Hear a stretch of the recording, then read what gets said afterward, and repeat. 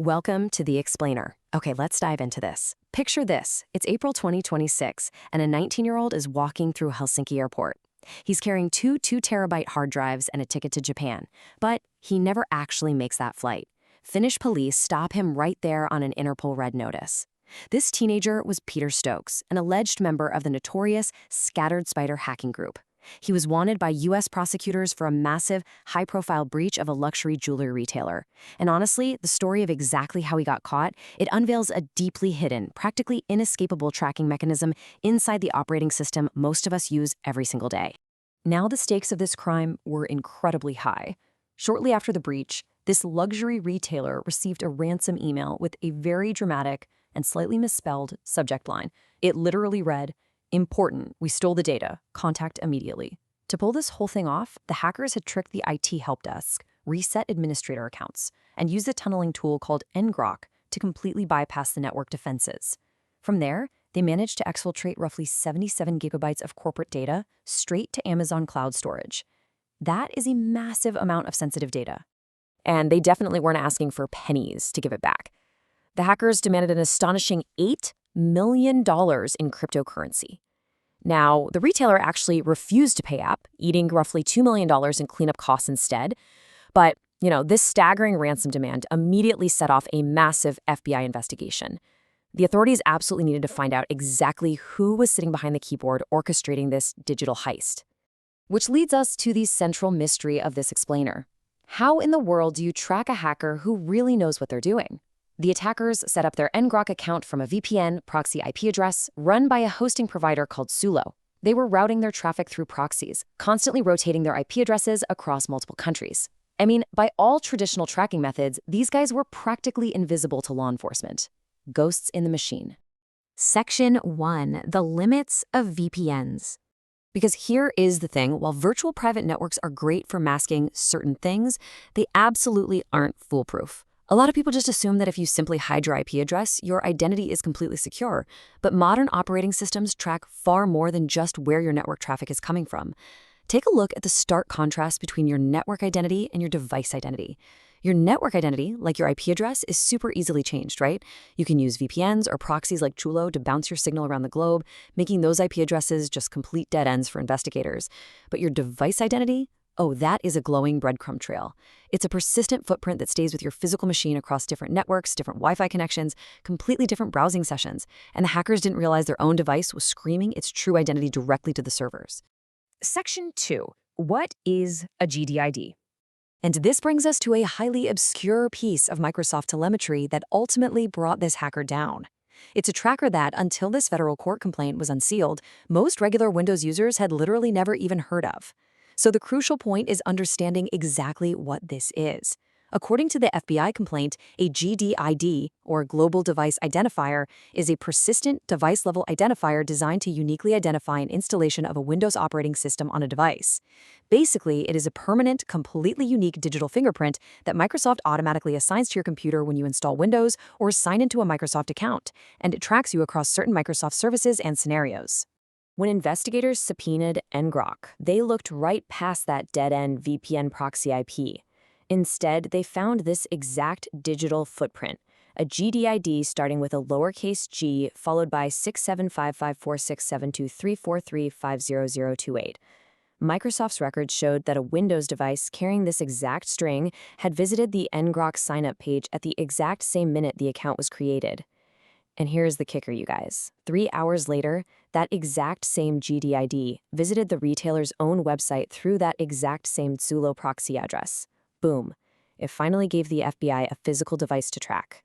Now, you might be wondering how this highly technical tracker actually gets on your machine in the first place. Well, when Windows sets up a device with a Microsoft account, a background service silently talks to the server, login.live.com, and receives a passport unique ID, or a PUID. The server assigns this. Your computer never actually computes it locally. This PUID is then stored right in your registry. From there, the connected devices platform reads it, registers it into Microsoft's identity graph, slaps a lowercase g and a colon on the front of it, and then it gets reported back to Microsoft servers constantly. Section 3. Tracking across the globe. Once the FBI actually had this GDID, It was no longer a frustrating game of chasing masked network packets. It simply turned into connecting the dots of his physical movements. Let's move to and see how this builds, because the timeline is undeniable. In June 2024, the GDID was on an IP in Estonia, matching logins to Stokes' personal Snapchat and Facebook. In November 2024, it popped up in New York, matching Apple and Snapchat logins, plus a visit to the Empire Hotel website. And guess what? That was perfectly corroborated by a Snapchat photo he posted from an Empire Hotel suite. In January 2025, back in Estonia, it logged into the mobile game Growtopia. By February 2025, it was in Thailand, matching a photo he literally captioned Waldorf Astoria. The device followed his every single move. Listen, none of these individual personal logins were inherently suspicious on their own, right? We all log into Snapchat. We all play mobile games. But the persistent GDID perfectly stitched the physical Windows installation used for the extortion directly to the real-life identity of the teenager bragging on social media. He used the exact same physical laptop for his high-stakes cybercrime as he did for his personal life. Just a massive oversight on his part. Section 4. The Identifier Mesh. But hey, the story absolutely does not end with just one single tracker. We really have to zoom out here and look at the bigger picture. You must be warned. Treating the GDID as just a single tracking number that you can somehow find and defeat is an analytically wrong assumption. It's actually just one node in a highly redundant mesh of persistent identifiers spread across 4 completely different identity planes. It's part of a massive ecosystem of telemetry. Even if you completely reinstall Windows, which technically resets the GDID, you'll probably just sign back into the same Microsoft account, right? And that instantly relinks your new ID directly to your old history. To really convey the overwhelming, massive scale of this telemetry plane in Windows 11, just look at how fast these diagnostic fields pile up. It grabs census hardware data, meaning your exact chassis type. It captures your mobile IMEI numbers. It logs your network adapter guide, your specific plug-and-play devices through data source device PNP, and even your TPM manufacturer ID. The sheer amount of data continuously transmitted back to the servers is just staggering. And this brilliantly illustrates why you cannot simply hide by masking your IP or tweaking one little setting. The identifier mesh works exactly like a self-healing correlation graph. These identifiers are stamped side by side into the same telemetry event headers. If you somehow remove or change one node, like, say, getting a brand new GDID, the correlation graph simply reforms itself right through all the surviving data points, like your unique hardware profile and your connected accounts. It's like a giant puzzle that just puts itself back together. Section 5. The Privacy Dilemma. Which brings us to a highly complex debate. It's a modern privacy dilemma that has security researchers and privacy advocates deeply, deeply divided. And we really have to impartially weigh the two sides here. Because on one hand, this pervasive tracking undeniably helps catch high-stakes criminals. I mean, in this case, it handed the FBI the exact tool they needed to solve an $8 million extortion case and stop a brazen hacker. That is a massive, undisputed win for law enforcement.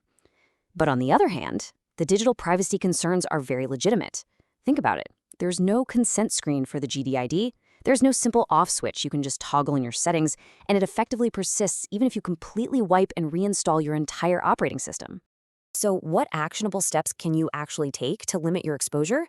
Well, first, try using a local account instead of a Microsoft account, though to be fair, that is getting harder and harder to do these days. You should definitely turn off optional diagnostic data in your privacy settings, block advertising IDs by toggling off personalized ads, and disable cloud content search to stop your local PC searches from being sent straight to Bing. But always remember, just reinstalling Windows won't magically clear your Microsoft account history. Which leaves us with a really critical thought to ponder as we conclude this explainer. Where exactly do we draw the line between catching criminals and protecting our own digital privacy?